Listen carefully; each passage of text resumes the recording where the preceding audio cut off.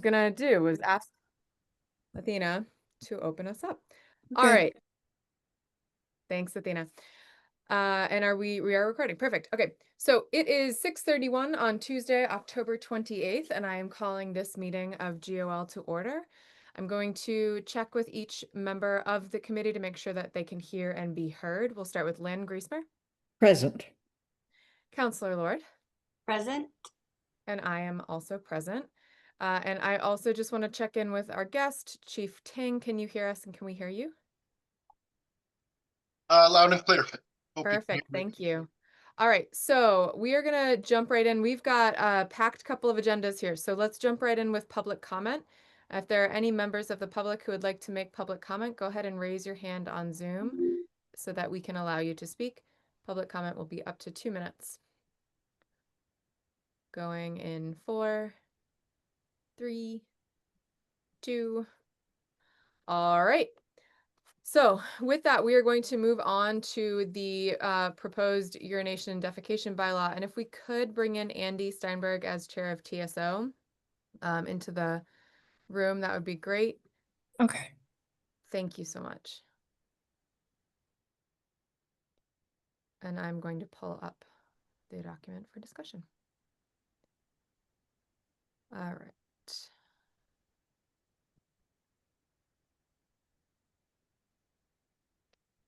Welcome, Andy. Thank you for joining us. Thank you. So Andy, if you could, so just as a reminder to committee members, we are here to discuss clarity, consistency, and actionability of this bylaw, not whether or not we personally agree with it or any substantive issues that we have with it. So I'm going to start, if we could, I'm not sure if Andy or Chief Ting, one of you would prefer to go first, but I'd love to hear from you an overview of what was discussed at TSO and how this bylaw came to be. So Andy, would you like to go first or would you like Chief Ting to go first? I can go briefly first, and the chief can explain what was behind the reasoning for asking for it. As you know, Councilor Mandy Jo Hanneke sponsored the bylaw, and it was referred to TSO. And her stated reason at the meeting for the bylaw was that the chief had requested it as providing another option for his department when when they ran into problems that had to do with public urination. It was at the time. We went through several steps in developing a bylaw, looking at other Massachusetts communities that had similar bylaws, of which we found two, and one was East Hampton and the other was Lowell.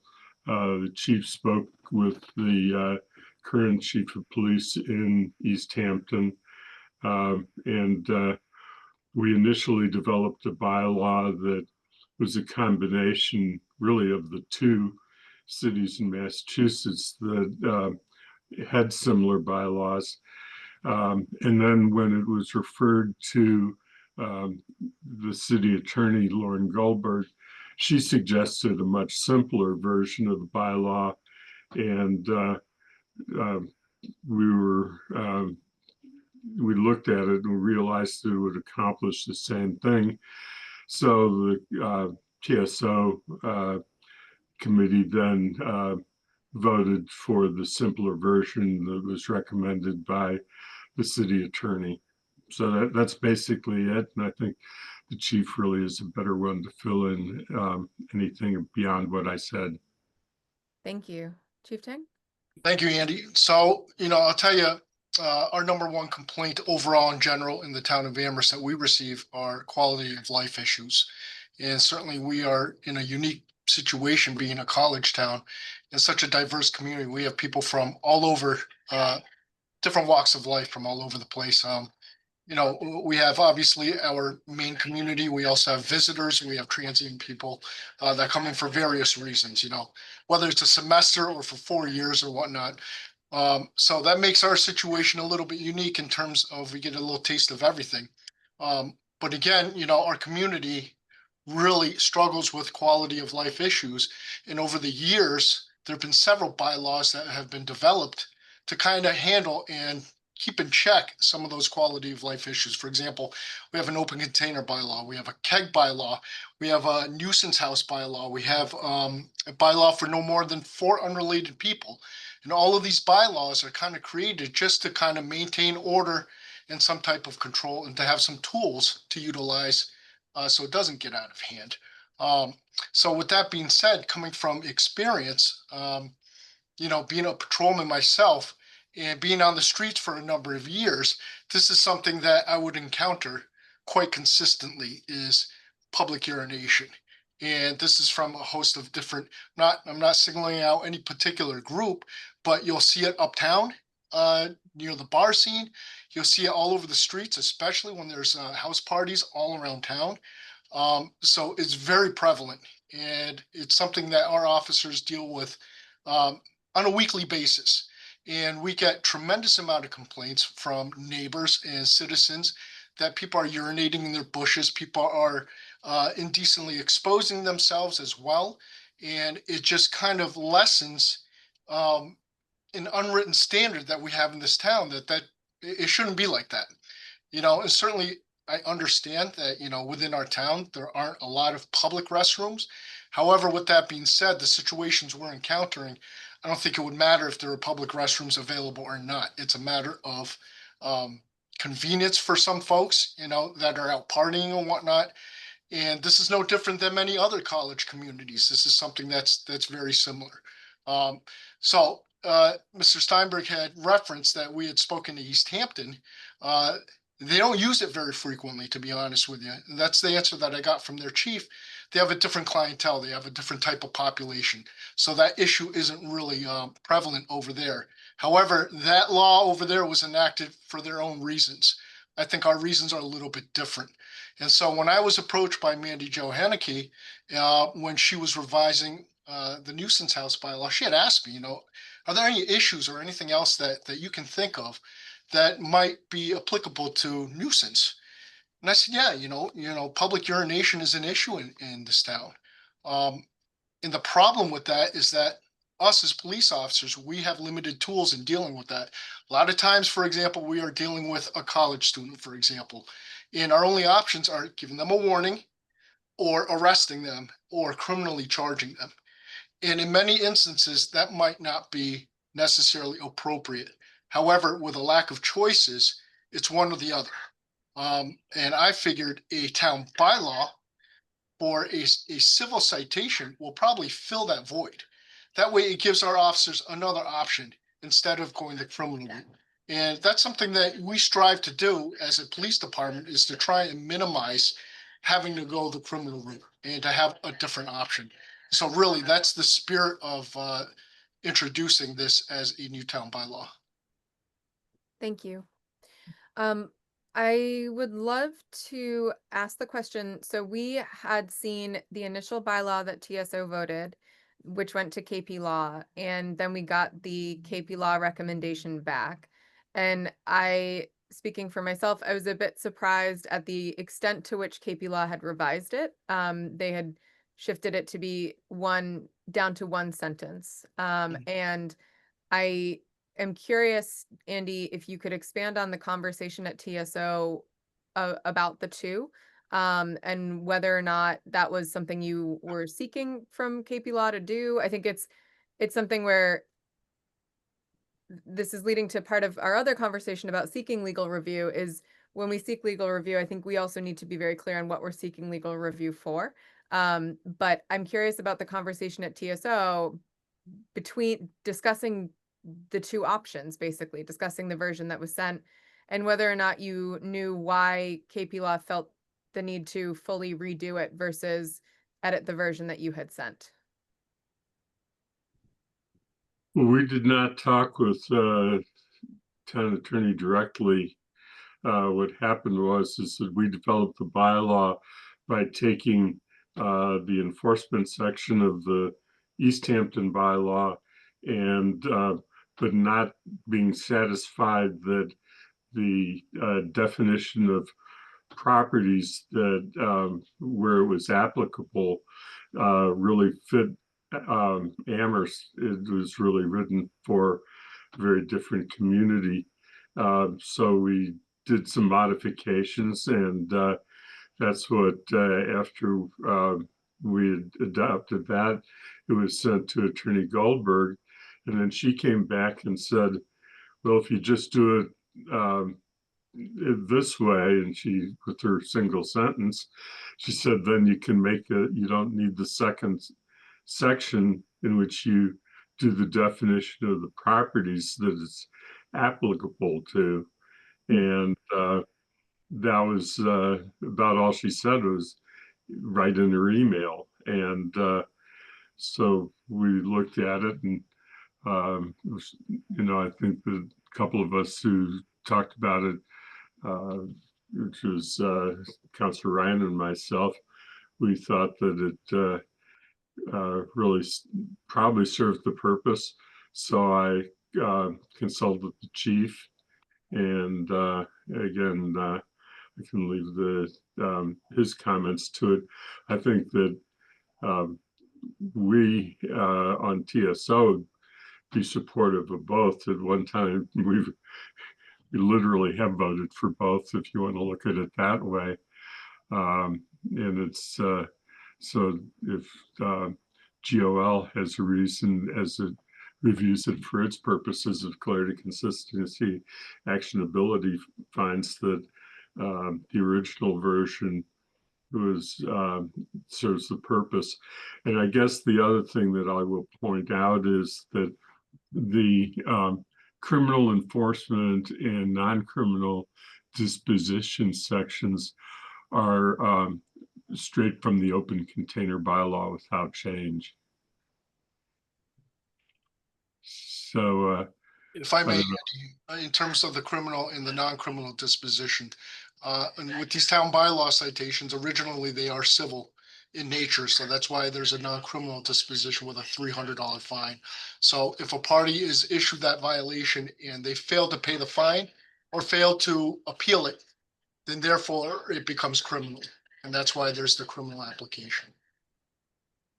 So I just wanted to, just for context, put the versions up. I believe that our practice would be to only review this version for clarity, consistency, and actionability, since that is what came out of ultimately what came out of TSO. But I wanted to I kept talking about the two versions, and I thought it would be helpful to have them up. Any counselor committee member questions, excuse me.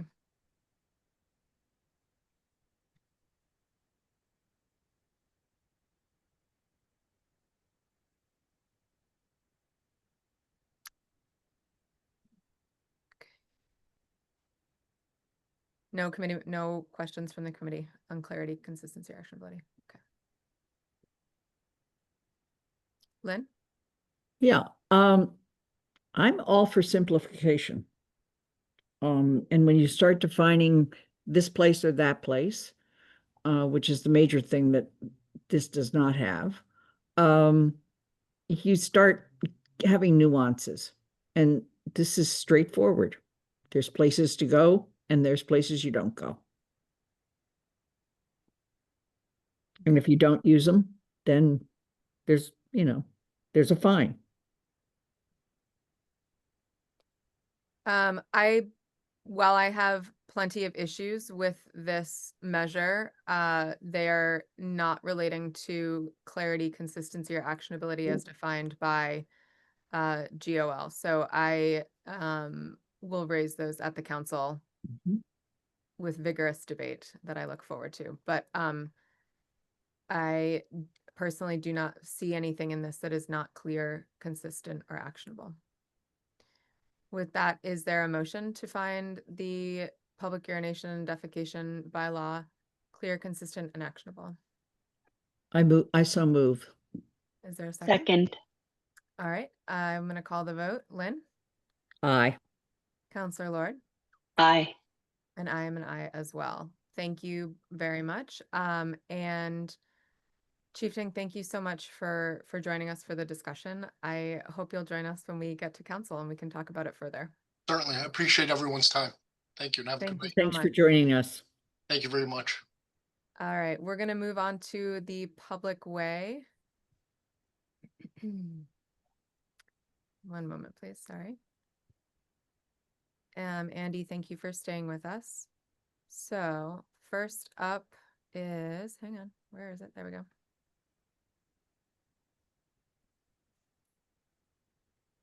Let's start with the town council policy for the public way. Came back clean from TSO. Thank you very much. And I'm going to share that now.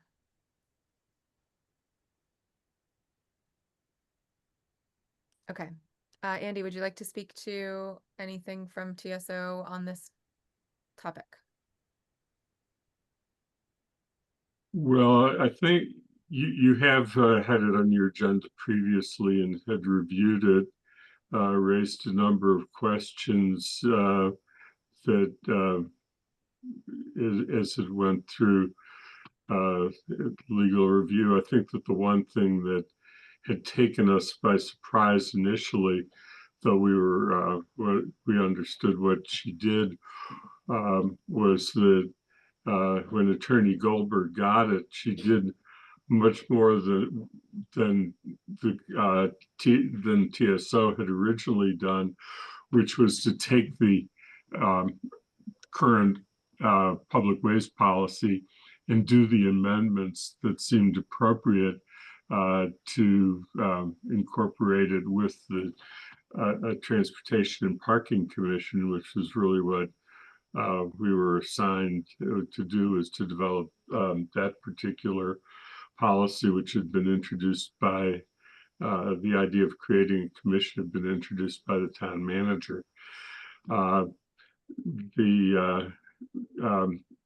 Some of the changes were things that could have been done with the original bylaw, and we thought that they were significant and helpful improvements. There were a few issues that were left over for us. One is how the concept of public hearings fit in was probably the most significant one. And the other was the incorporation of heavier provisions dealing with the Board of License Commissioners, which is assigned one small piece from the original policy, and it's appropriate to stay that it continue, and that is lunch carts. The Board of License Commissioner has a whole policy of its own that it has adopted, having to do with lunch carts and public hearings and the whole process that it works with. And we didn't feel that it was appropriate, given that it's a separate body from the council created by the charter, to try and do anything to regulate the processes of that particular board. So those were the topics then that we were concerned about. The town manager thought that it would be helpful for us to have a direct conversation with Attorney Goldberg to clarify some of those remaining issues, because he's conscious of the number of weeks left in this council session. And so he set up a meeting last week with it was Councilor Ryan, who's vice chair of the committee, myself as chair. He was there, and Attorney Goldberg was there. It was a Zoom meeting. We went through the entire policy. She answered the questions, agreed that about the point with the Board of License Commissioners, and explained what the public hearing was about. There had been some concern that a public hearing might require substantial notice provisions, but she pointed out that it's more akin to a public hearing when we're required to have one under the charter for the finance committee on the budget is an annual requirement. We don't notice anybody. It's just a part of the agenda that's posted 48 hours in advance. And that is really all that is technically required to do a public hearing where you're not otherwise governed by statutory provisions such as zoning, where you really do have to have specific and provable notification to affected individuals as defined in the state statute. There's nothing like that. So with that explanation, we felt comfortable, and we went through with her section by section where the changes would be. And immediately after the meeting, because she had a time limit, but we did go through the entire policy with her. Then Paul and George and I, with the document on the screen, went through and made all of the changes that were agreed to during the discussion with Attorney Goldberg, and then immediately the three of us had it to look at again, and it was presented to TSO, and TSO went through section by section and agreed to adopt all of the changes that had been recommended in that meeting that I just described, and that's what's on the screen. Thank you. It has been adopted by TSO as its now recommended public ways policy. Thank you. I want to pause for a moment to make sure Councilor Ete can hear us and we can hear you. I can hear you. Thank you. Thank you, Andy. I appreciate that TSO met with Lauren Goldberg and was able to move through, or well, you met anyway. Grateful for the things that you did is what I'm trying to say. So let's move to GOL committee members. This has been in your packet, and so ensuring that you had time to read it. I had one quick question. Are there any areas that folks would like to raise for clarity, consistency, or actionability purposes? Otherwise, I will scroll to mine. So mine is a clarity concern, and I know that this isn't something that you wrote, Andy, but when we look at this number, short-term requests, less than or equal to 14 days, either cumulative or consecutive. Cumulative within what time period is my question. So is this within a year? Is this over the lifetime of an organization? I would like, or is it per request? So is it 14 days that are coming in that request, and then I could send in a request for another 14 days, and it would be just confusing to me, and that could just to you. I guess one thing I would point out is that this is part of the original policy that had been adopted in the first term of the council, and I don't think that this was changed. It is one that is delegated to the town manager, and the examples are, of course, in that first sentence of the kinds of things that you might think about. And I think that it's assumed that if the request is for something that goes over a period of days or weeks, that it constitutes a short-term, even though it's split amongst a number of days, but in a single request was, I think, the way that it's been interpreted by the town manager, though that's something that you'd have to ask him about. obvious one for the one that you have currently highlighted would be described as the farmer's market, because it Mm. is more than 14 days. Um, but it's not permanent. So that would be the clearest example of that.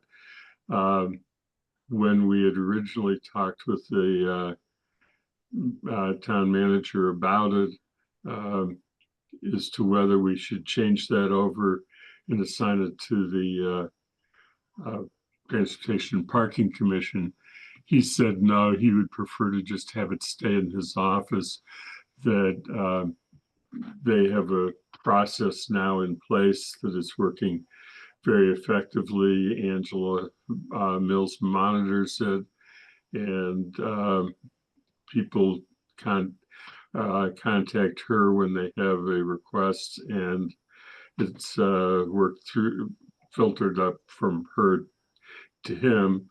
And so his recommendation was to not make a change, and that's why it's really unchanged from the current policy. I understand that. I understand that you did not write this part, and I understand the intention of each of these. I do not believe this language is clear as to what this actually means in terms of whether or not this is per request, per calendar year, per organization, or a combination of all of three of those things. I think that in my mind, there needs to be clarifying language here. No, I'm not suggesting any changes to the limits and the numbers, right? But I think we need to clarify whether someone could put in two different 13-day requests and still have them for the same organization and have that be considered a short-term closure, or whether that would bump it to long-term. So I think that there's, in my mind, when something comes before GOL and to be discussed, we're looking at the whole policy that has been altered, and this is an opportunity to improve the clarity. Personally, I don't find these examples clear, but I'm happy to, if other folks are like, this is perfectly obvious to me and can give me a definition without just an example, because the examples are not a definition, that would be helpful. I understand that the farmer's market is a long-term closure. I understand, right? So that's where I'm seeking clarity. Lynn? It seems to me that I don't know how the town manager interprets this, but if we wanted to say in any 12-month period, it seems to me that we've provided some clarity. I would agree with that.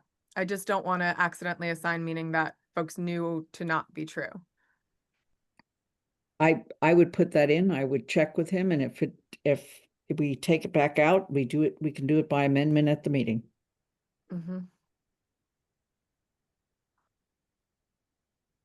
And that means, that by saying a 12-month period, it doesn't mean you go by a calendar year or Right. anything else. Just it leaves it.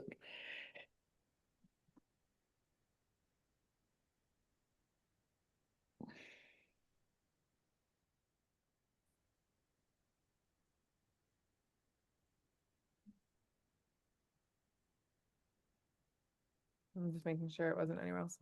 Are there any other clarity, consistency, or actionability issues people would like to raise? I think that was a good one, by the way, Anna. Thank you. I sat with it for a long time trying to figure out if I was an idiot or see, because it does specify it here. Right. Oh wait, no, it doesn't. Never mind. Sorry. Okay.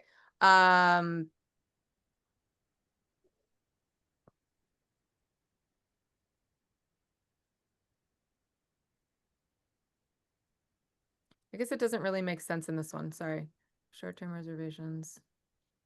It's the cumulative or consecutive piece, I think, that threw me in those ones. Okay. Are there any other areas of this bylaw? Otherwise, I would be happy to entertain a motion to find the town council policy regarding the, oh, sorry. Yeah, okay. Because this was the other change, lest folks forget that GOL added in here. The charter doesn't actually ever use the words keeper of the public way, and so we added that in as well. That was the other GOL change that we had made to this. Is there a, Lynn? Yeah, I move that we declare this clear, consistent, and actionable. Is there a second? Thank you. Moving to the vote, Counselor Ette, Aye. Counselor Lord, Aye. Lynn, Aye. and I am an aye as well. Thank you very much. Save it and I'll send that to Athena. All right, and moving on. Andy, you're almost done with us, which must be thrilling for you. All right. Hang on.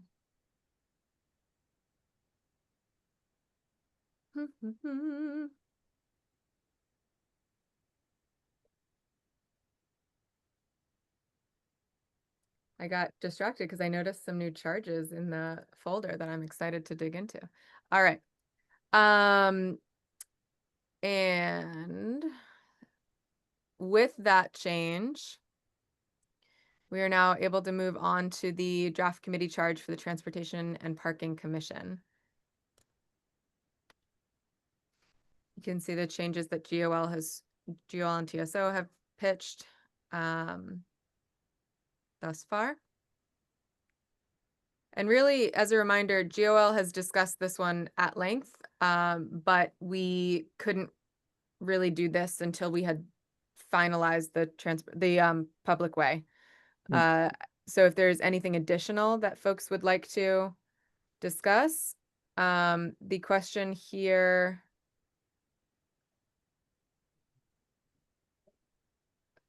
Andy, I thought this was clear. I didn't have any issue with the word requests in there. I thought that that was made clear in the public ways request for changes to the public ways, such as speed limits and the like. I wasn't sure if TSO had any other thoughts on that they wanted to change. Is this the version that I sent to you earlier today? Earlier today. Yeah, that's, he sent us one earlier today with a few small edits. Oh, I'm sorry. Let me pull that up and then I will replace the one in our packet with There are that. just two changes. One was to address a way to address the request issue and actually, for clarity purposes, define how requests arise. And so that was should be right there, that section. Okay. So you were suggesting deleting this paragraph? No, that's a different issue. Oh, I'm sorry. See Do if- you want to walk us through what you were talking about regarding the requests?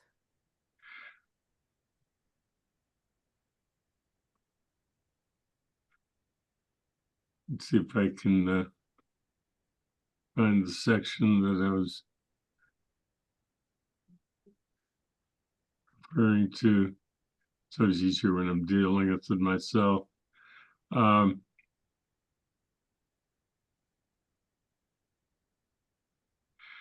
What we were trying to do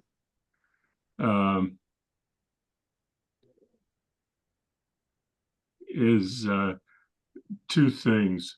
One was to address that issue, and the other was to take care of inconsistencies having to do with either time the time for reporting or having to do with public hearing.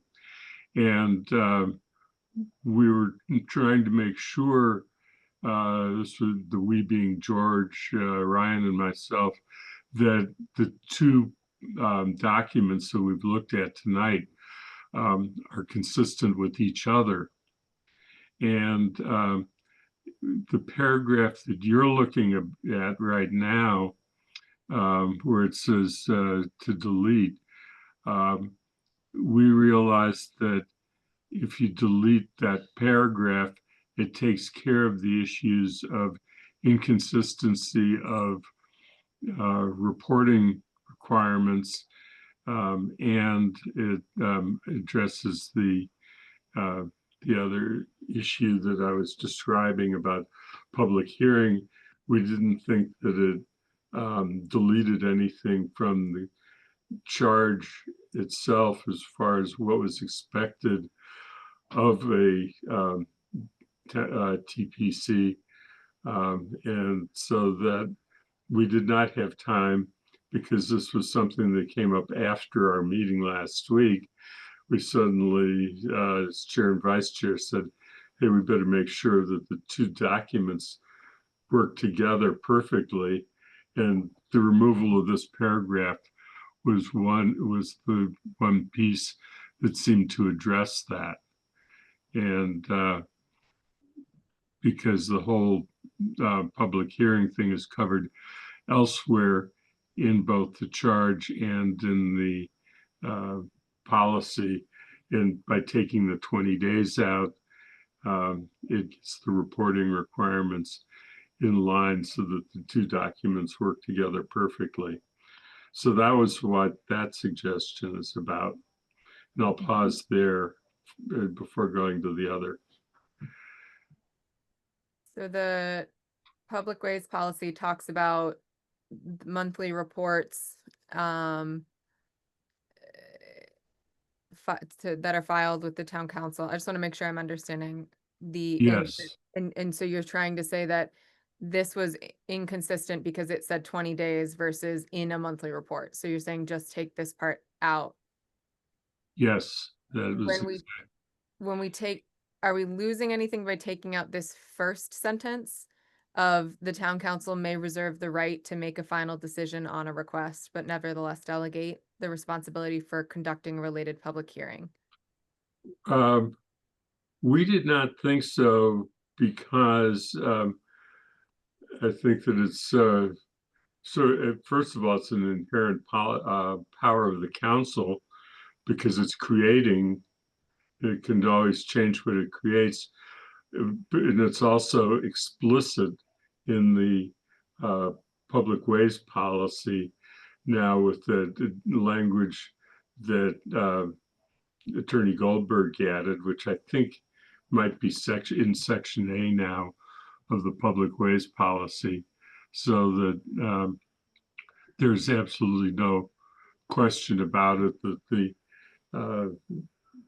council at any time has given authority to the Transportation and Parking Commission and can take that authority back. And the difference to me in the two, sorry, because I was just looking at it, I don't disagree with you that the public ways policy technically does allow for that, but the way that the public ways policy states it is so much more broad versus talking specifically about a hearing. And so I'm wondering if it's worth keeping just that first sentence in here, because it says the town council reserves, this is again the public way policy.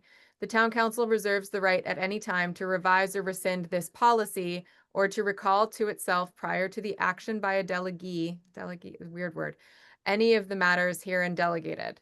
The town council further reserves the right of any delegee to decline action on a matter so delegated, and thereby return to the town council authority to review or act on any matter so delegated. It's very, very nice lawyer speak. And this sentence is much clearer and says the same thing. So even though it's slightly redundant, I think that when we're talking about the committee charge, I think that it's worth stating it in both places, that the council is holding the right to, I think it's clearer to have this in both places, saying the council can make the final decision on a request versus assuming that everyone will know and continually revisit that particular part of the public way policy. That's my take. Any other thoughts from other counselors?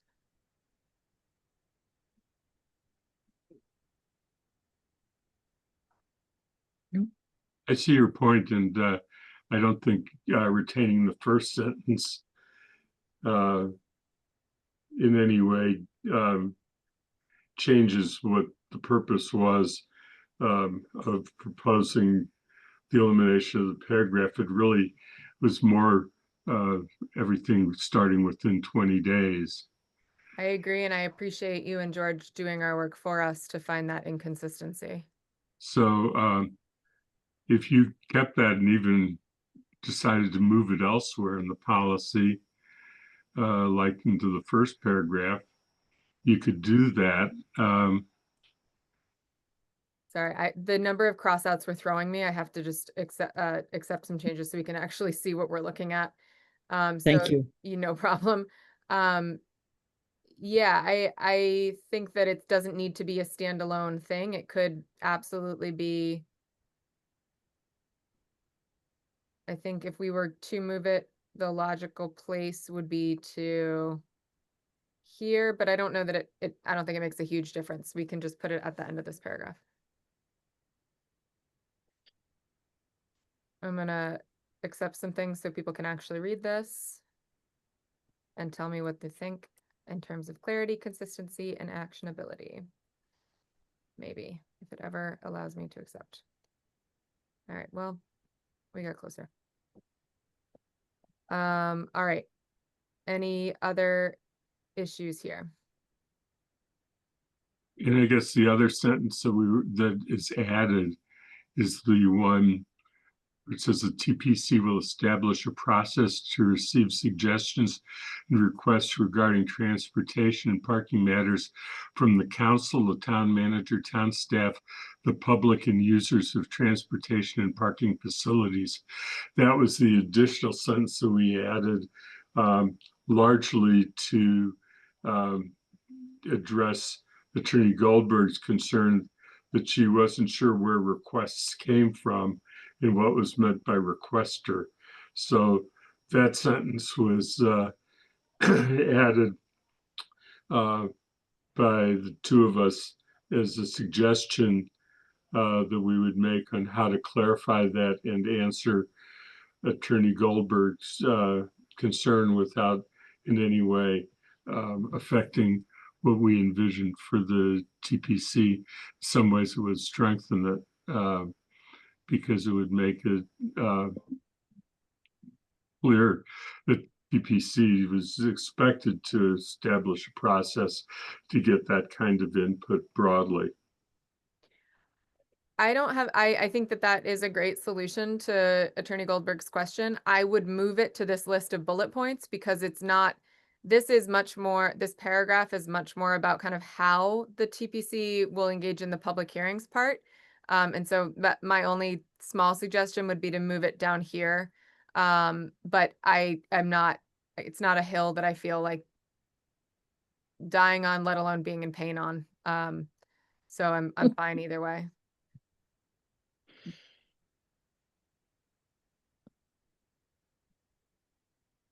All right, so hearing no one else feeling strongly about it and deleting the comments because those are Councilor Ate. I agree with you that it should be moved, just also so that the shall would be reconciled with the will, because it's the TPC will establish, and then you have all the shalls underneath. Yes, thank you. Good catch. Okay.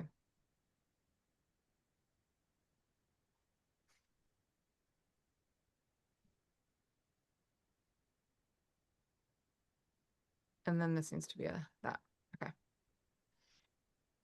All right. Are there any other clarity, consistency, or actionability notes on this? Andy, Alright. was there a second one? I mean, that's fine with moving it. I think it serves the same purpose. Yeah, I don't think it changes anything. A second what, Lynn? I thought there were two issues. We've now covered them both. Okay. All right. Okay, so I'm going to clean up this, these changes, but hopefully this is clear at this point what we're voting on. It's just taking me a little while to get through them all. Okay. Is there a motion to find the draft committee charge for the Transportation and Parking Commission clear, consistent, and actionable as amended. So moved. Is there a second? Excuse me, is there a second? Second. All right, gonna call the vote. Lynn? Aye. I'm an aye. Counselor Lord Aye. and Counselor Ete. Aye. All right, that'll do it. Andy, thank you so much for all of your work on this. I know it's been a long journey, and I'm sure you're very excited to get this out of GOL's hands and back to the council. So thank you. very much. Yes, and I thank you because we're excited that we're finally going to get this done, have a chance to get it done in this council before the end of the term. It Absolutely. will be on the agenda on the 3rd for Great. the first read, and we will do second reads for both, just because one is a policy and the other one is creation of committee. Just want to make sure it's done properly. Excellent. All right, Andy, thanks so much for joining. We are going Okay. to thank you and have a lovely rest of your evening. Thanks, Okay, Andy. thank you. All right, y'all, we are cranking through here. Our next topic is going to be the 2026 town manager goals. So at our last meeting, we discussed the idea for how we're going to do the process this year, and what the ask that I have is that I'm going to be seeking draft goals from counselors, and I really would like to stick to what we talked about with not starting at the base of taking last year's goals and just carrying them forward and removing. I'd like to start with what are the actual goals this year that folks would like to put on the table. So on the 3rd, we are supposed to be seeking some feedback from the counselors on goals for 2026 and talking about the format and the guidelines. We are supposed to give them a deadline of the 10th to get us their proposed goals for the coming year. Has anyone here considered what, let me back up. I think that if we go in with an open-ended question, we are less likely to get feedback back. And so I'm trying to think about a better way to collect these goals from folks. Because what I don't want to have happen is people not contribute, and then we get to the final decision and everyone decides that's their moment to contribute for the first time. And then we are sitting in a meeting for 18 hours getting nothing done because we haven't been able to actually engage in our process.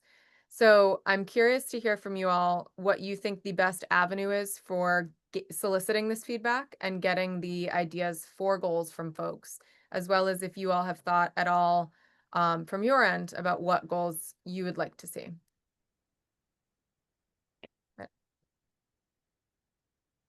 I would like to, I'm sorry. Go ahead. I would like to, I don't understand why we wouldn't at least look at last time's goals.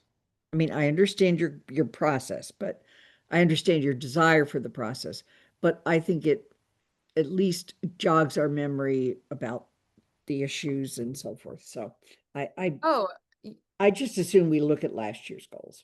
yeah, and I didn't mean to insinuate that we wouldn't look at them. What I didn't want to do was automatically pull them all over and then remove what we thought we had done.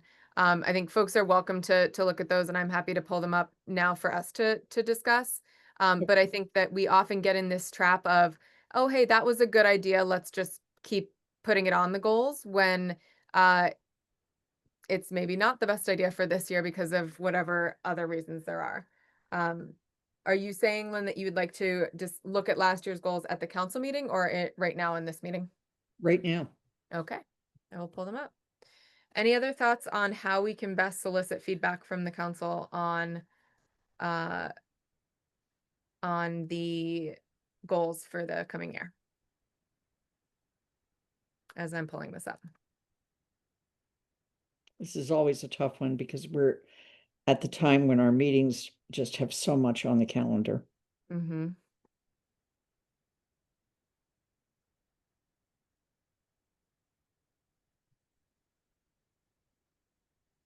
All right, 1 second. Sorry, I think I pulled up the wrong. Oh yeah, no, this is right. Okay.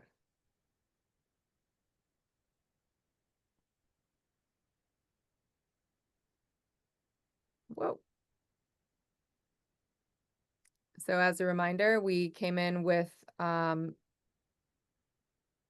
goal areas and action items. The goal areas are climate action, community health, community safety, and social justice, housing and economic vitality, administration and leadership, town council, community and strategic relationships, infrastructure management, maintenance, and land stewardship.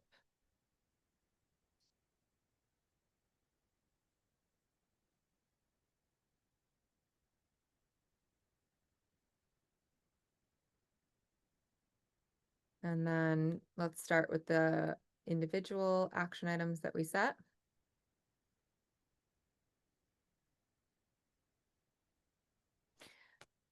I'd like to share a thought that I had, which is that something I'd like us to consider, and it might be too late this year, but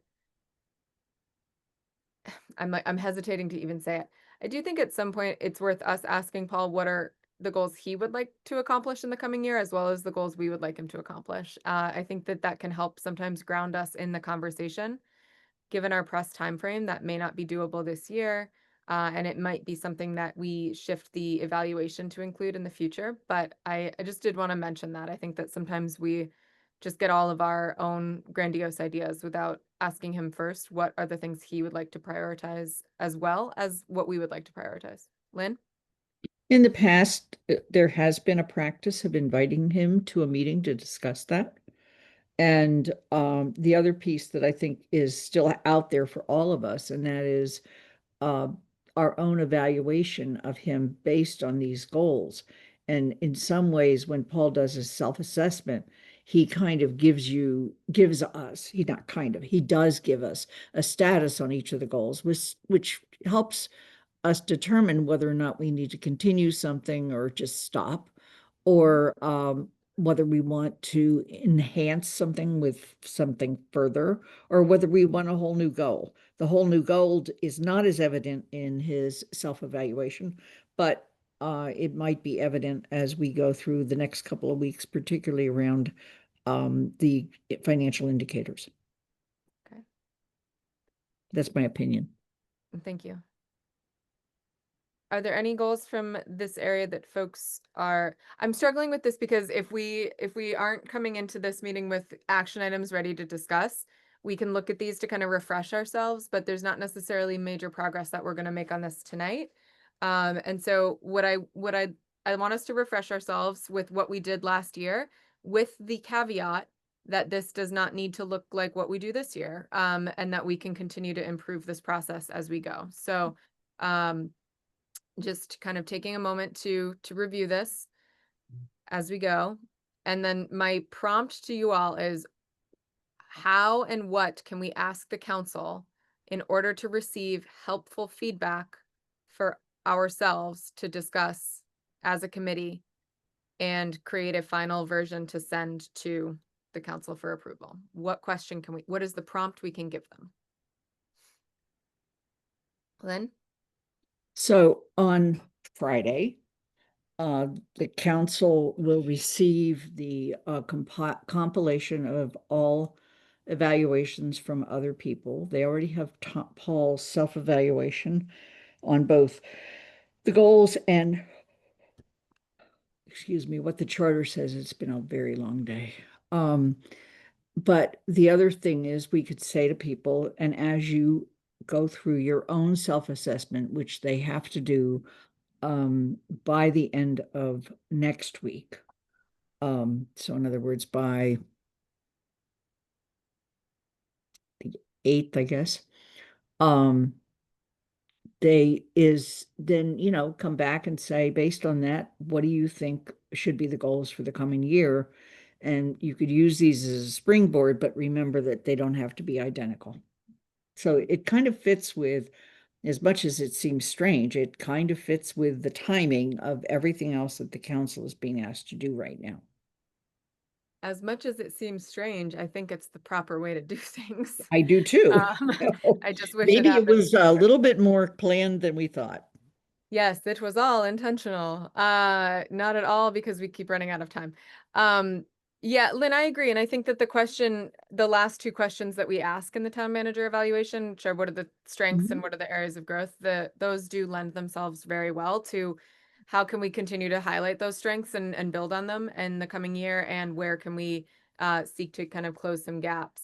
So I'm seeing uh the prompts that I'm gonna and I'm thinking I'll actually send this out to counselors as an email, also possibly as I don't know, I don't know if I'll do it as a form or an email, but basically asking the question of, based on the evaluation and based on your own preferences for the coming year, what are, the top action items that you would like to see accomplished, and what areas would you like the focus to fall in? So we've gone with these areas, we've combined them and cut them down, but these areas have been in existence for a while. And so these 6 areas, it used to be like 12, but anyway. And so these do not have to stay, but if this is, I'd like to hear folks say what their priority areas are and what their priority action items are for our discussion. Counselor Lord, you had your hand up and then I went down, and I want to just honor that and make sure you had a I need chance. to take my hand down. I'm I sorry. think you sort of, because we were talking about goals, and then you said you'd also ask for action items from the other counselors. So you answered my question. Perfect.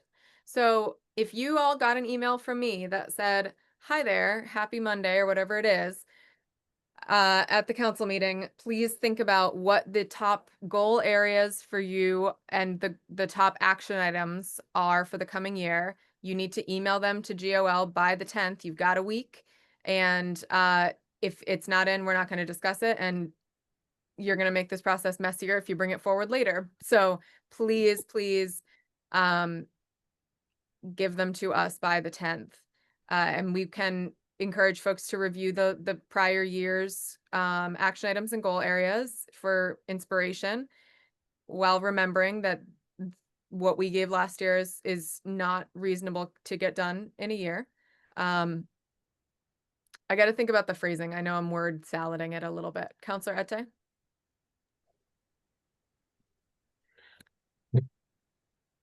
Excuse me. I could see us asking maybe for the top 2 goals from any of the areas as one part of a pair, and then the second would be, what changes would you like from those that you chose?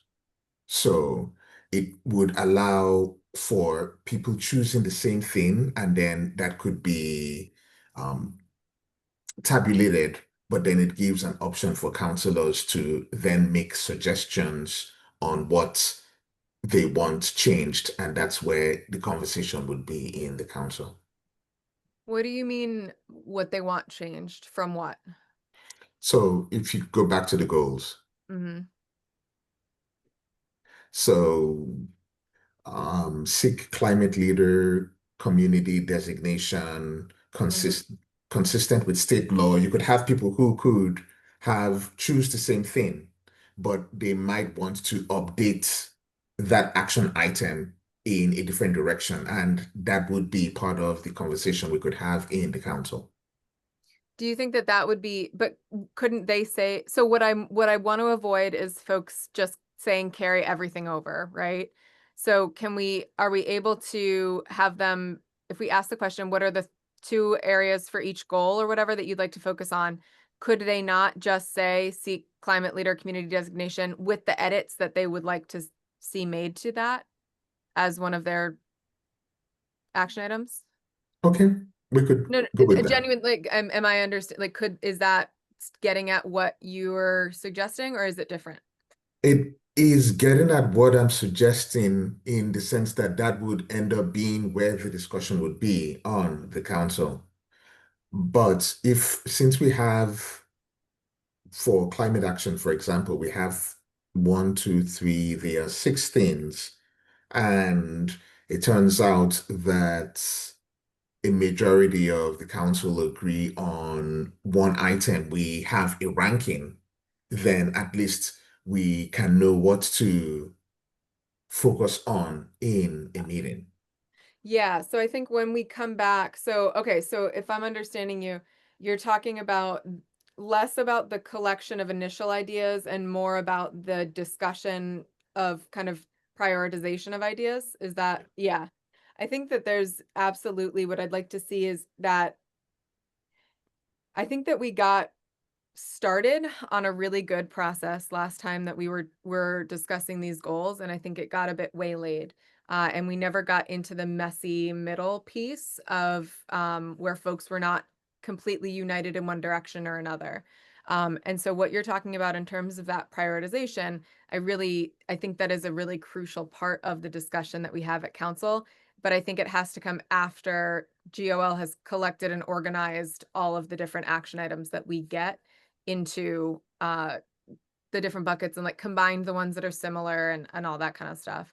But I agree. I think we'll need to have that prioritization discussion or prioritization done and then discussion based on that at the council. And that would happen on the 17th because we are meeting again as GOL on the 11th. And we will, that's, so just let me pull up my thing again so folks can see the draft timeline here. 1 second. So we have a council meeting on the 3rd. We're going to seek feedback from the council on goals. I'm going to remind them of the format and the guidelines. Lynn, I'll do that. Like you said, I think it's great to send them last year's to review for format and guidelines and as inspiration, but make it very clear that we're not saying keep or get rid of the current goals. We are saying, what do you want for the coming year? And that they have to get it to us by the 10th.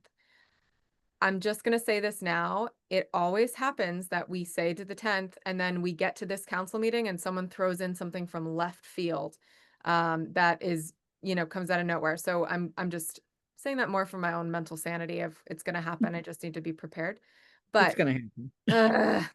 I'm trying to use stronger language to say no, but I can't say no because it's absolutely everyone's right. All right. The deadline for them to send us those goal areas if they have edits to Hala's point, excuse me, to Councilor Lord's point, and to action items as well is the 10th. On our meeting on the 11th, we will review these. Because the date is the 10th, I'm going to put it in the packet as soon as I can, but likely we will be seeing it. We'll really be digging into it at this meeting together. At that meeting, we will also try to organize these goals. For those of you who were with us last year with this process, basically this means grouping them by like. I tried to do this a little bit beforehand as much as possible for you, so we're not literally sorting in the meeting, but we will organize them and try to consolidate and come up with a list. And then we will ideally vote our initial list to get back to the council meeting on the 17th. Right. We then meet again. So at this council meeting, this is when we are saying everybody this is when, if you got that last minute pitch and you didn't follow the directions and get it to us on time, this is your last chance to get it. At our meeting again on the 25th, we will be finalizing the draft for council review. I want to note, I believe that Thursday, the 27th is Thanksgiving. It is. So I need to know if I will need to know if I have a quorum on the 25th or if we need to move this to another date. We are running low on other dates we can move things to. So I'll need folks to think about if you are traveling or if you're home and are either way are able to attend on the 25th. At that meeting, we will be finalizing our draft for council review. I'll say that this year's process, because of the deadline, the way that I am viewing this is that there's more on me as chair to organize and present you with something, whereas last year we drafted much of this in committee. We just don't have enough meetings to draft things in committee, and so I'm going to have to be trying to pull things together for us to discuss, unless people really want to add a lot of meetings in. At that point, this will go back to the council. And this is our one tiny piece of buffer. Ideally, this would be where we are reviewing the goals, and in a perfect world, we would vote on them here. We know that we don't always live in a perfect world, so there's one buffer of a meeting where if we need to make any other edits, we can. Last year, it took several rounds. We're giving ourselves one round here. So this is a little bit of a scenario where everyone's gonna have to show up and do their job, and not dilly-dally around on getting us stuff, and if they miss the boat, they're gonna have to be okay with having missed the boat. Um, that's my very strong language, and I know it doesn't work that way, but that's what I would like I to. applaud your efforts. Thank you. Appreciated. Always doing my best. That said, I expect this committee to be model council members and to do this in a way that I can point to the rest of everybody else who hasn't done it and say, look at the GOL committee members who have done everything they are supposed to do. And I appreciate y'all doing that with me. So your job first is to take a look at last year's goals, and I'd like you to write out which areas you'd like to prioritize. If you have edits to the definitions of those areas, or if you have new areas that you'd like to propose, as well as action items. If there are action items, I'd rather you just create a new email to me and put in the action items that you'd like to see, so that we can have a starting place for that discussion. Deadline's the 10th, so you've got a bit of a heads up on that, but the sooner you get them to me, the better. Questions on goals? Okay. Thank you all very, very much. And I'm happy if anyone gets stuck on this, just please reach out. I'm happy to have conversations about this process and kind of how to, it can be a bit daunting, I think, sometimes to go in and look at all of those goals and think about what it is. And so I'm happy to talk through ways to get from big idea to action item if people would find that helpful. All right. Everybody is doing exactly that. Y'all are on it today, and I'm so grateful for that. All right, let's talk about our proclamations, if that's okay to move on. Yep. Excellent. All right, we're going to start with the Small Business Saturday proclamation. And I want to just say, I think there's a few more sponsors that we need to add. No, actually, everybody that is on there has confirmed. Thank you. Okay, great. Oop, sorry. All right, perfect. Okay.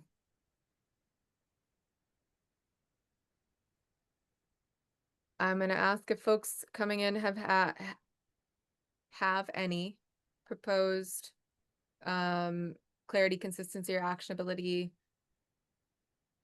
changes. Excuse me. Let me just mention that we took last year's, we sent it off to the bid and chamber. They came back with any revisions that are in this. Some of it's very similar.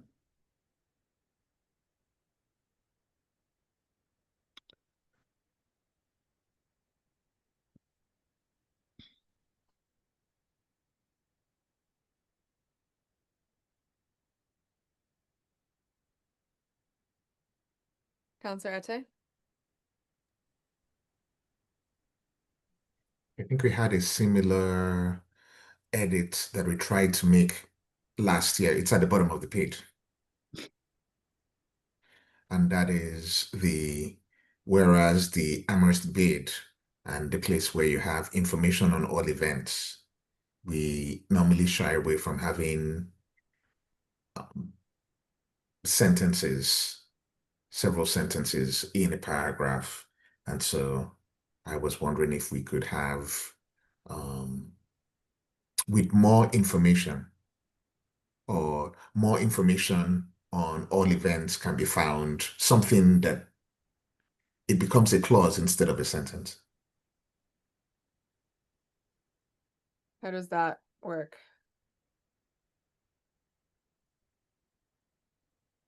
Do you want to refer to the website? Is that what you're trying to do? What? That's what that paragraph was trying to do, but it had it as a separate sentence, and this is now working to have it as a dependent clause. So more information, frankly, all I'm trying to say is we can find more information about these events and others on their websites. So does Yes. this make, did I get it? Okay, thank you. I think if we put www. Period before them, they'll actually underline. but I could be, I can link them like this if you want them hyperlinked. We Yeah, don't typically do that, but we can. whatever works. Okay.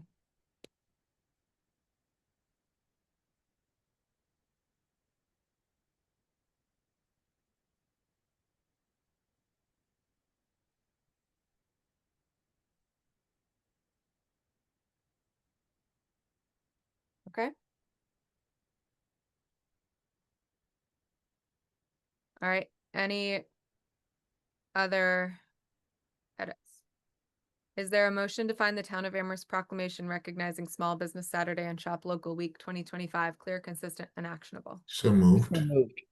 All right. Is there a second? Second, Thank you. I'm going to call the vote. Counselor Lord? Hi. Sorry. I'm No, sorry. you I keep going top to bottom and bottom to top and everybody shuffled. Counselor Ate? Aye. So, there we go. Sorry. We are gonna get this, I promise. I am an I. Lynn? Lynn, aye. Thank you. Well done, It's everyone. all good, Aye. all good. That's Lynn me, is an that's me. aye. How's that? Perfect. All right. Okay, we got one more proclamation to discuss. A resolution this time, excuse me. Right. And let me just mention, because I managed this one as well. This one was originally sent back to the original sponsors. It needed to be updated with the current references and so forth. So we consulted with the group that originally submitted it, and that's where the changes came from. Thank you. My thing that I'm realizing that we're picking one today. That's what we're doing. Do we want to do all caps or not all caps in the titles? Because we've got a couple, hang on. I opened something else to confirm this and now I lost my windows. Okay.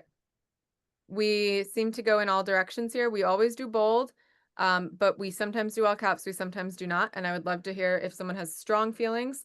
I would love if someone had strong feelings one way or the other. And then you get to write the style manual. Yep. Okay, if there are no strong feelings, I'm going to take it out of all caps and put it in sentence, in every first word cap, whatever that's called. I was gonna see if our state does it one way or another, but I guess it's more of not all caps, I think is more grammatically, right? Yeah. Correct? You know, I think I started doing things in all caps and I've started to just feel like I'm getting yelled at recently by the proclamations. So I will, I know that there's a way to change the case. There we go. Perfect.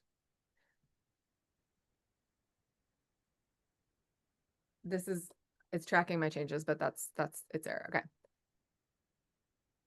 And then we do typically start with Town of Amherst when we do these. Okay. All right.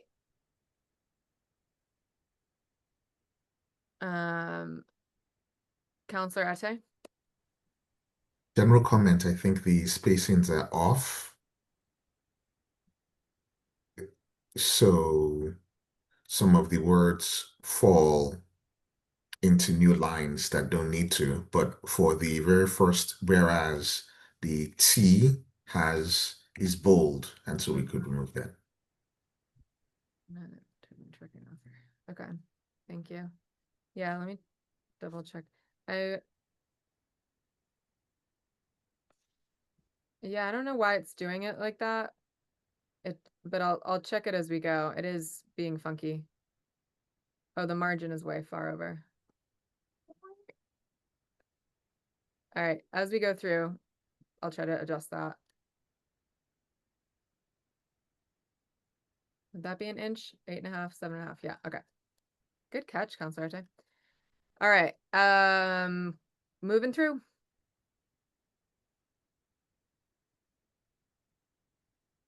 The number of times I have debated in my job whether well-being is 2 words, hyphenated, or 1 word is so high that I'm just, we gotta find a new word. I can't handle it anymore. Go for it. No, no. I mean, we as a society, not we in this resolution.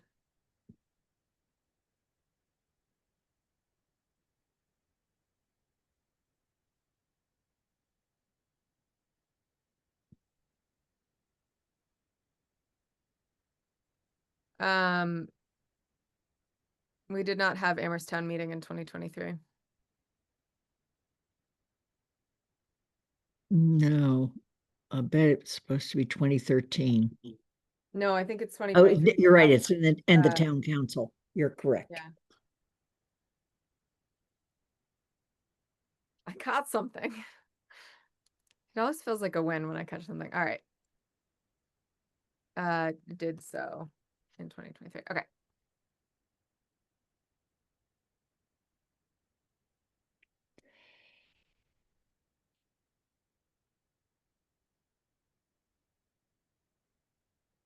Counselor Ate?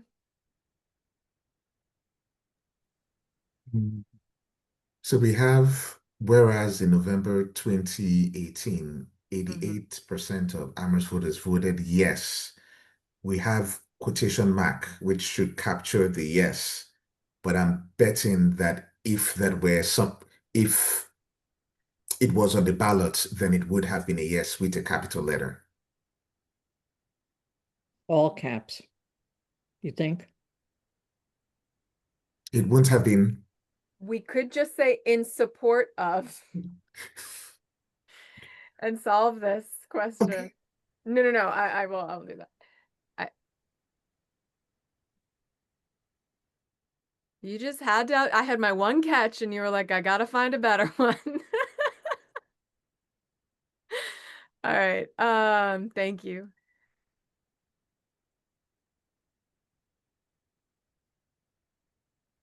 My one question here is, when we say support bills currently, in some years we've included the specific bills. We're not doing that here. Are we, Lynn, when you talked to? Yeah, it's because it's in shift at this point Okay. All right. I will keep it. I'll keep for it there. understandable reasons. Absolutely.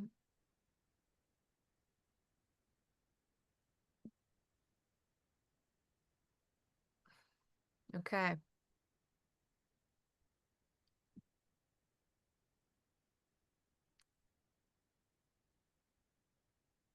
Why Jamie Eldridge and Lindsay Sabadosa? Are they also co-sponsors? Is that why? Yes. Okay, thank you. All right. Is there a motion to find the Town of Amherst resolution supporting acts establishing Medicare for all Massachusetts residents, clear, consistent, and actionable as amended? So moved. Is there a second? Second. All right, going to go the other direction to do the vote this time. Lynn? Aye. Counselor Ate? Aye. Counselor Lord? I And I am an aye as well. Okay. Oh my God, the way we are That whipping. means both of those can go on consent. Yes, that's correct. And if you look at the meeting on Monday, you'll be glad anything is on consent. Okay. We are moving on to, oh, I did jump a little, sorry.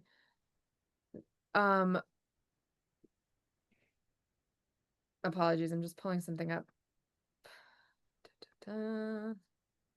So one of the things that we had discussed in prior meetings was reviewing the charges for the different committees. And I wanted to first thank Athena for dropping these in our packet. And because I believe that this is so quick, I would like us to just get it done now. I did not have a chance to put the language in these directly, but it's a matter of copy and paste, and I would like to do that now. So when we look at the GOL charge, as a reminder, what we're talking about here is trying to get the portion that is currently only under the GOL charge into every committee charge. Hang on, where is it?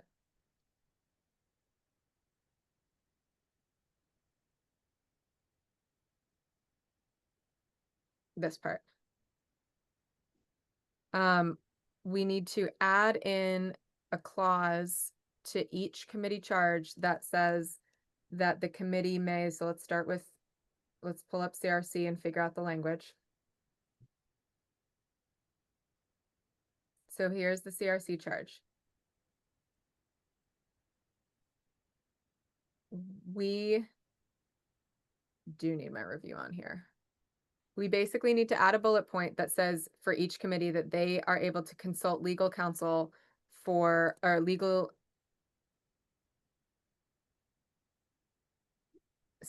Sorry, Why don't we say for- shall? for the consultation with the town attorney as needed. Is that, is it as simple as that? To enable each group? See, I'm sorry. Go ahead. I think that what we really want to do is make sure that all necessary consultations with legal counsel take place before it goes out of that committee.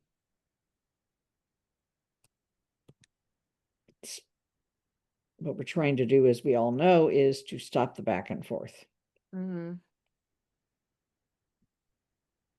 Oh my God, the words aren't coming to me today. I understand. To ensure.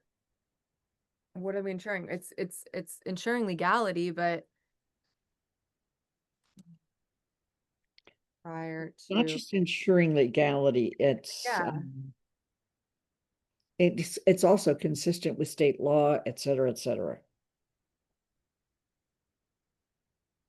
I'm not any help.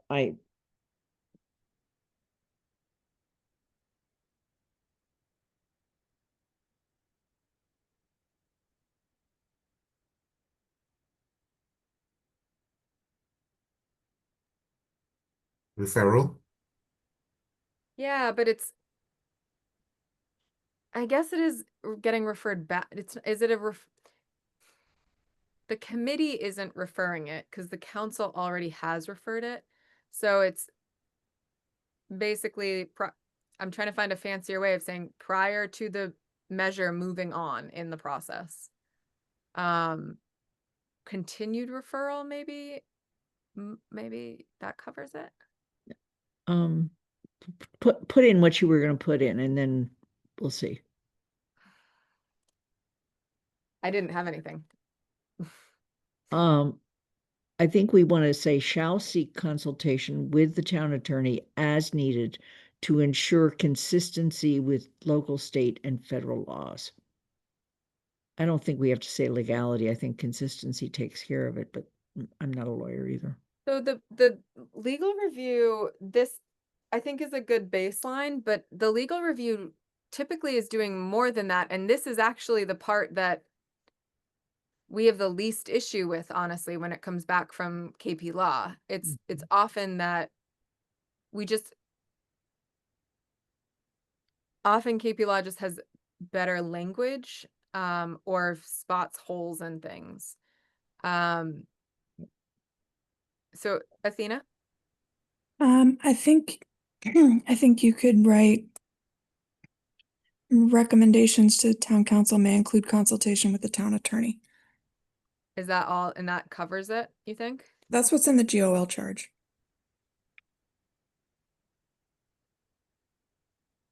Yeah. But how do we make sure that they do it before they send it to us?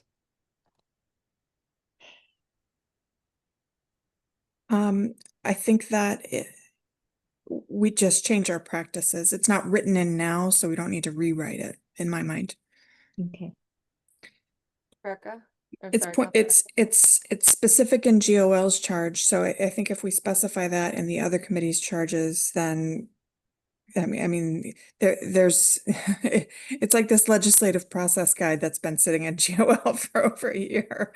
If it were spelled out somewhere, it would be spelled out there. It's not spelled out here, so I think we can just add that phrasing to the other committee charges, and that gives them the option of looking at it with the town attorney review before it comes to GOL. So did you say recommendations may include? Or did you just say committee may may, the GOL charge says, this may include consultation with the town attorney as it refers to the clarity, consistency, and actionability. I would say recommendations to the town council on measures may include consultation with the town attorney. That's a little different than what's in GOL's charge, but I think that makes the most sense.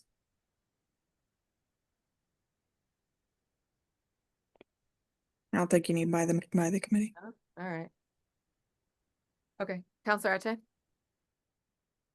I just wanted to thank Athena because I was about to have some goosebumps with the word shall, and whether that meant that any measure would have to go to the legal team. So recommendations may, if that is what is required. Thank you. Thank you. All right. The spirally part of my brain wants to make sure, yeah, this is in the committee charge, so it's clear that we're talking about the committee here then. And I don't need to overthink it. All right, I'm going to, so this would be the CRC charge. Is there, Athena, can we do all the charges at once, or do we have to do each one? No, I think you can make a recommendation to add that. The only one that I don't think it's necessary for you to add to is Finance Committee, because they don't make recommendations on measures, really. I mean, I don't think we would need that for financial orders. Just for Yep. safety's sake, though, it seems to me like since we're making it that they may, it doesn't hurt to put it in. That's my opinion.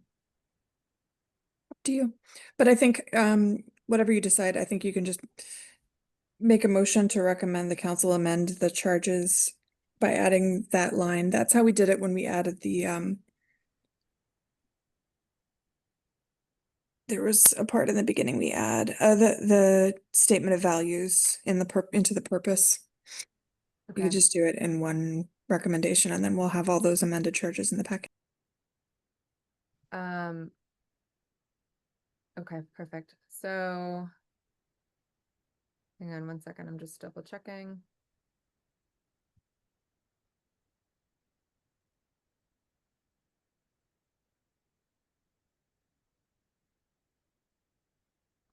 With finance, if we're gonna put it into finance, because finance's charge is set up slightly differently, I would put this under budgets, finances, and appropriations, hypothetically. There is no separate part of finance's charge that addresses miscellaneous measures. But this is the closest, because it talks about proposed bylaws, including revisions, policies, or other measures. So I would add it. This is where I would propose, track changes. I just wanted to clarify that I'm not putting it under investigations and audit. Okay. Is there a motion to add the words recommendations to the town council on measures may include consultation with the town attorney to the charges for the finance committee, the TSO committee, and the CRC committee? CRC. So moved. Is there a second? Second. All right, calling the vote. Counselor Lord. Aye. I'm an aye. Counselor Ate. Aye. Lynn. Aye. Amazing. Motion passes. Hey, look, we did something that I think will make lives easier. Yes, Lynn? Should we be adding this somewhere in our rules for consideration for the creation of any new committees? Because the fact that we have these committees is the council's creation, and they can be changed at any time. It is, but what I would recommend is that if you could, can we put that on a future agenda? I don't disagree, but I don't have that edit right available in front of me Yeah, right now. that's good. I can live with that. Athena? Lynn, was your suggestion that that language be included in future committee charges? Yeah, future committees of the council. Yeah, so Yeah. the GOL has a charge template. You might just look at updating the charge template. Ah, thank you. Oops. Okay, I will make myself a note to look into that. Hang on, making myself a note.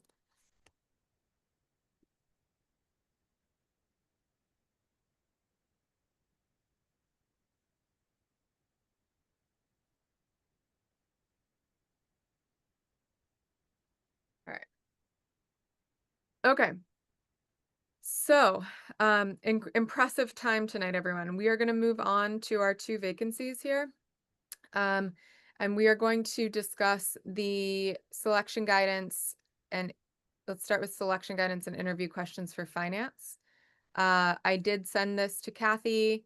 I have not sent the selection guidance from Charter to Julian recently, but I did send it to him a long time ago, when we were first discussing this. If the committee would like me to send it to him again, I'm happy to. So let me share my screen. So this is the selection guidance that we've used in the past for filling, what are they called? Resident member vacancies on the finance committee. As a reminder, we have found this pool to be sufficient. And so we would now be moving forward in this process. The piece that I'm a little bit unclear on is if we can, how quickly we are able to move this process, and for each committee. And I have not drafted up a calendar until we've approved the selection guidance and interview questions, but I'm happy to do so. And if what I'd love to hear from the committee at that point is whether or not you'd like us to, whether or not you are able to meet and finalize this process before the end of the term or not. It's doable. It depends on availability. So selection guidance, as a reminder, this is what we are utilizing when we are determining who's going to fill the seats on the committee, that we are seeking to fill. And this is adaptable based on the needs of our committees. So we are able to edit it each time. This is what we've used in the past, but I'd love to have folks take a look. We'll start with this first part, standard selection guidance.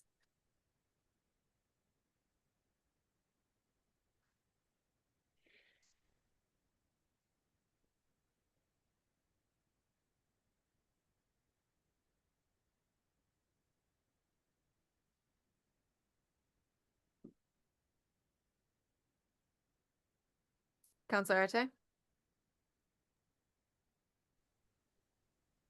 So number 3, members who reflect the diversity of the town residents and are broadly representative of the town. I'm wondering what that second clause means. And are broadly representative of the town. Is there someone who would not be, in some sense, representative, or is broadly representative referring to the selection, broadly speaking? It's referring to the committee, broadly Okay. speaking. So the challenge here is that we are not responsible for 5 of the members of the finance committee. Those are counselors. And so I struggle with this piece in context a little bit because I think it's still important. And it's a little bit less under our ability, under our control. I guess, I don't know, maybe it's not. Sorry, I'm thinking out loud. To answer your question, this is speaking about the multiple member body in terms of being healthy, not an individual. But I think it is phrased in a confusing way. My issue with this for finance is that I believe that non-voting resident members are not able to take on leadership roles within that committee. But maybe I'm incorrect there. So this doesn't make sense to me.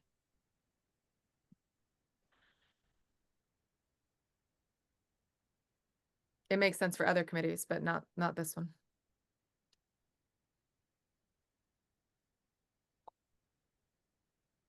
It actually came up at one point and I think we dodged it. How? We just didn't do it. I think we could get rid of that for this Counselor- committee. Yeah. Counselor Arte, is that what you were going to say? Just like the previous one, I think it's referring to a strong base of seasoned members taking on leadership roles in addition to mentoring. But in this instance, the people we are appointing don't have the option to.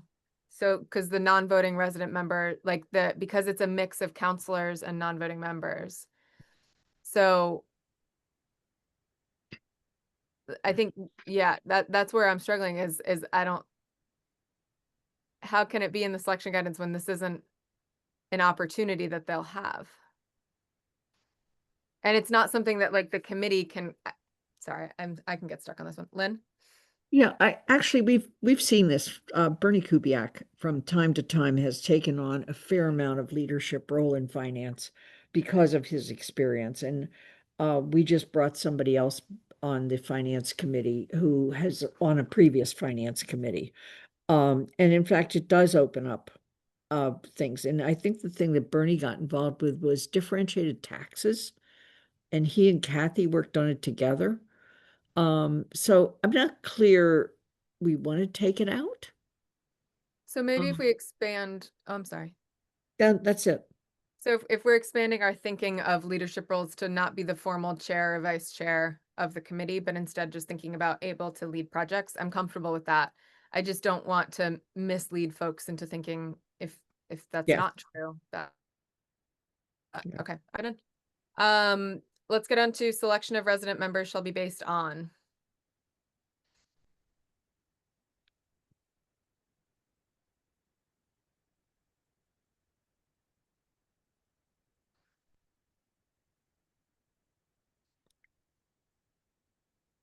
Okay. Yeah, I need to lower my hand, sorry. Oh, no, you're fine. And then the council policy on reappointments. It's driving me nuts that everything is a different size text, but thank you. I will fix that.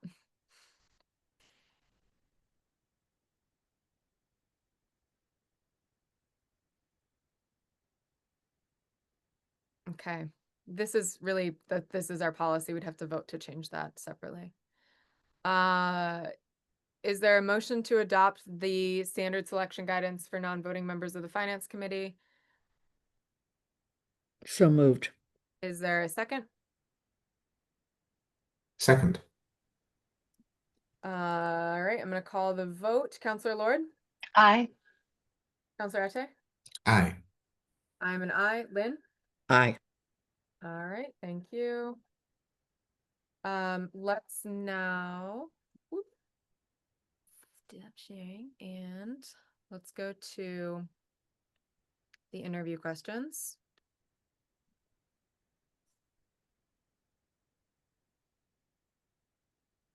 All right.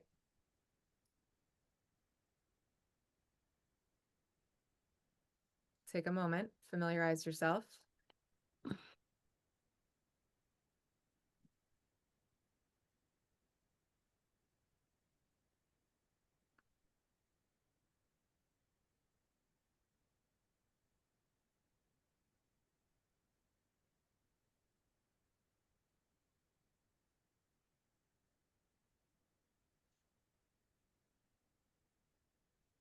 Are there any edits, excuse me, edits or changes folks would like to make to the interview questions? Counselor Ate? I think for number 5, we could get rid of the comma. I was ready for like a massive, you could like get rid of it. Okay. Thank you. Any other additional questions you'd like to remove, changes you'd like to make to these questions? Okay. Is there a motion to adopt the GOL interview questions for finance committee applicant interviews? So as moved. Slightly amended. Thank you. Is there a second? Counselor Ate, your hand is up. Just wanted to point out that for the bottom, it says questions will be asked by the GOL chair, and then says that all applicants will answer each questions asked, determined by the GOL committee chair. I assume it's the same person, so if that's the case, then we could be consistent. We could. Motion was made. Lena, do you accept that change to the motion? Yes. All right, is there a second? Second. Thank you. Or Parker gets mad at me. Okay. All right, I'm gonna call the vote. Counselor Ate, you are first. Aye. Counselor Lord, Aye. Lynn, Aye. and I am an aye. All right. Well done. Okay, we're pushing through. We've got 15 minutes, y'all. Let's talk about the charter review guidance. I'm so impressed with you all. You're crushing it today. Thank you. Okay. We last discussed this in April.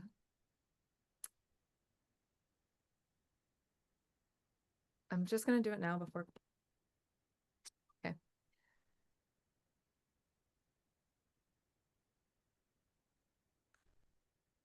Any edits that folks would like to make?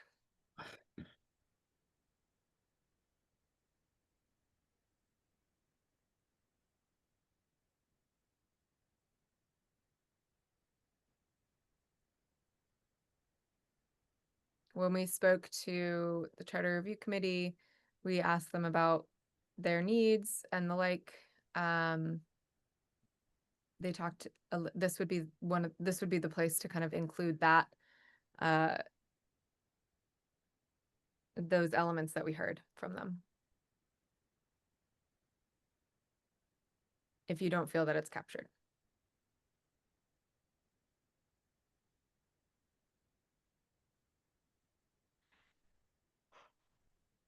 Excuse me.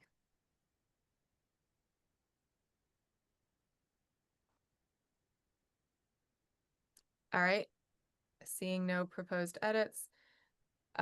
Is there a motion to adopt the Charter Review Committee selection guidance? Re-adopt, I guess.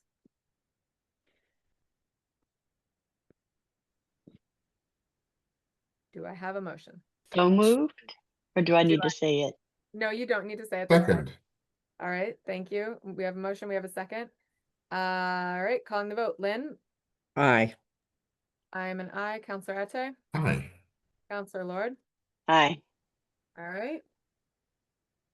Well done. And the last one. 15 minutes, here we go. All right, let's talk about the interview questions for charter review. I don't know why my header is all off. I'll try to fix that later. Okay. For now, I'm just going to delete it because it's annoying. Oh, there we go. Okay. So we had, I don't know why that's left in. Okay. These were the questions that we had discussed in the past. Are there any edits that folks would like to make?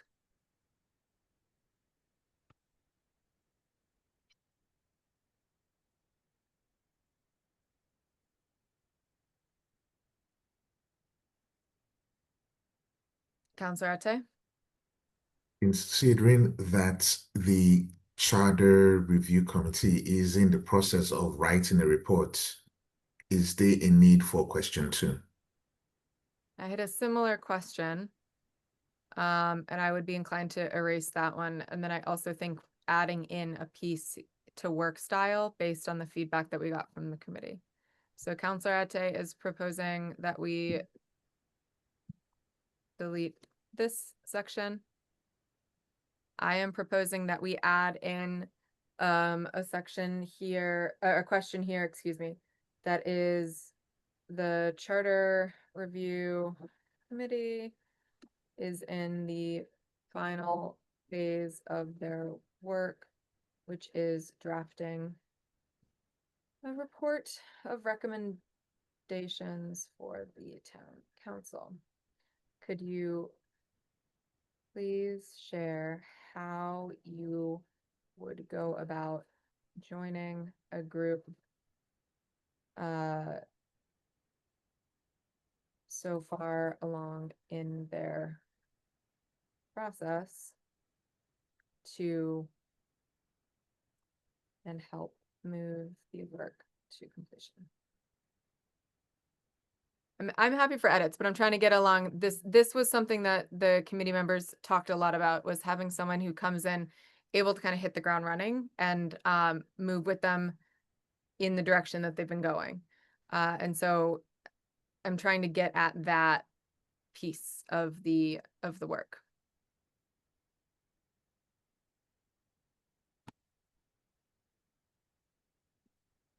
Are there any edits to what I threw up there?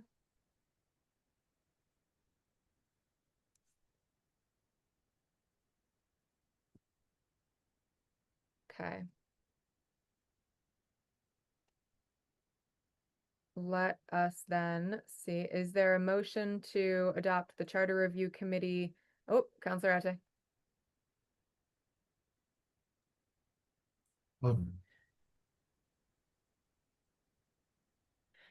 I was just thinking of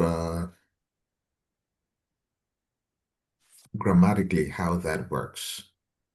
Could you share, I think, would be its own sentence.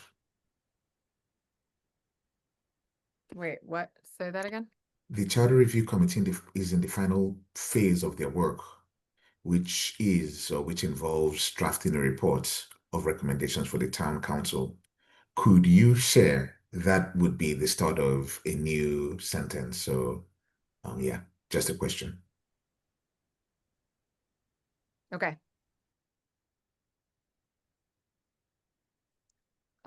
With that edit, is there a motion to adopt the Charter Review Committee interview questions as revised?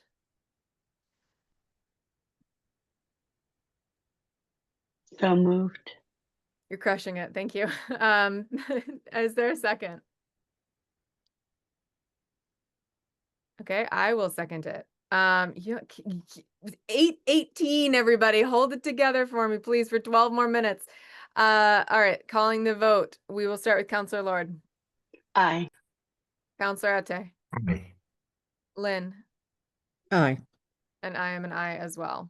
All right, thank you, everybody. So next steps for me are to draft a calendar for moving forward in both of these processes.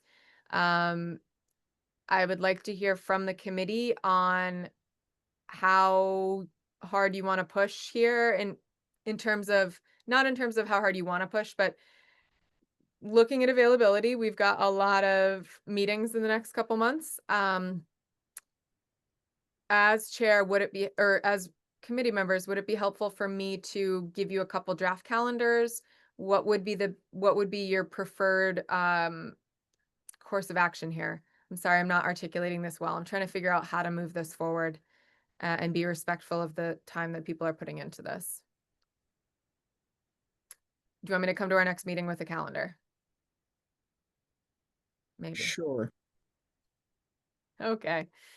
All right. I will do my best to get through that. And I'll see if it's an option to do it without adding extra meetings or not. Given the small applicant pools for each, it's possible that we could do the interviews possibly at one of our remaining meetings to get folks in position here. Hey, guess what? We just covered the meatiest agenda that we've had all year, and we've pretty much reached the end with 10 minutes to discuss our final items, unless I've missed something, and I don't think I did. Okay, so upcoming topics, just so folks know, one of the other things that I have to do as chair is write our carryover memo. This is where we are going to talk about all of the things that we have been told to do that we didn't get to yet, or that and of those which we think the next GOL should deal with, and which we think should be, as the state says, sent to study, meaning it's not going to come up again. We are getting rid of that. GOL is in an interesting spot with this because some of the things haven't gotten to us yet. And so they are automatically carried over because they were referred to us and they haven't gotten out of their original committee. So I've started a draft list of the items that are remaining. That does not mean that these items will not get to us by the end of this term, but I'm just sharing kind of where what things are hanging out that we will deal with, or then will show up on our carryover memo one way or another.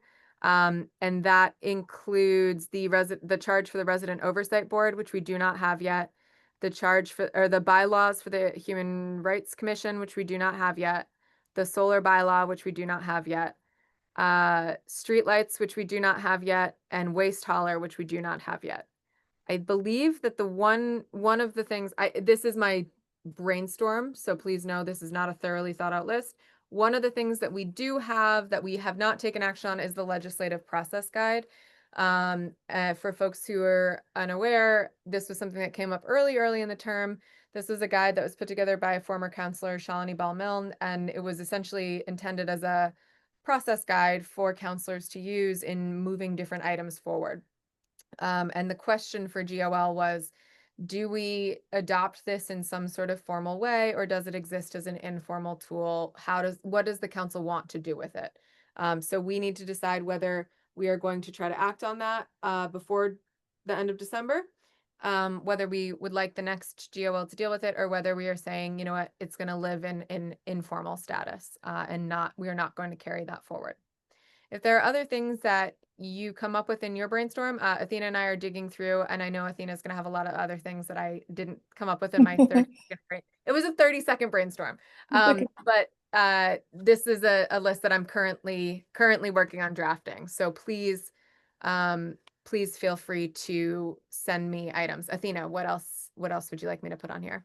I don't think you mentioned the zoning change that's in CRC now. They have a hearing scheduled. And that's the rezoning of a couple properties, a couple parcels on Main Street. There isn't really language for GOL to declare clear, consistent, and actionable. So I expect that to be a very brief conversation. It's just rezoning parcels. It's not actual text of the bylaw. So why does it have to come to us? It was referred, it's always, those kinds of changes of the zoning bylaws are always referred to GOL for clarity, consistency, and actionability. It was looked at, the town attorney did look at it before it came to the council and was referred to the CRC and planning board. So, I think this is should be a quick conversation. I look forward to seeing if the map is clear. Thank you. Lynn? Yeah, it's timed actually so that it should come to our meeting that's on the Tuesday before Thanksgiving. And it needs to come to the council for its first reading on the 1st and its second reading on the 15th. Yeah, that it'll need to leave us the same meeting it gets to us. Yes. Sure. And I don't anticipate that'll be a problem, but I don't think so. It's yeah. pretty straightforward. Again, seems like it's a map. All right. I'm going to be double checking our other carryover reports and our other items that were referred. I think one of the things that Councilor Rooney mentioned was needing a better system for tracking referrals. I know that this has been really hard for everybody, all councilors, to track which is referred where and when and how. And so I appreciate any help that folks have if I do forget something. With that, I'm amazed and impressed, and I'm not going to keep you longer singing your praises and accolades, but I do want to just thank you all for showing up and being so efficient and effective tonight. I'm so proud of you all. I'm so proud of our committee here. Thank you. That was a beefy agenda, and I was very nervous about getting through it. We've got a couple other media agendas in front of us with the goals. So please, I appreciate everyone coming prepared. I will be seeking feedback on those action items and goal areas. As you know, please get that into me. So we've got something to discuss. And with that, is there a motion to adjourn at 8:25 early? Thank you. Is there a second? Second. Thank you. All right, call on the vote. Councilor Lord, you're up. Aye. Councilor Ette. Aye. Lynn. Aye. And I am an aye as well. Thank you all so much. Have a wonderful rest of your evening, and I will Thank see you, you. Anna. Thanks. Bye. Bye.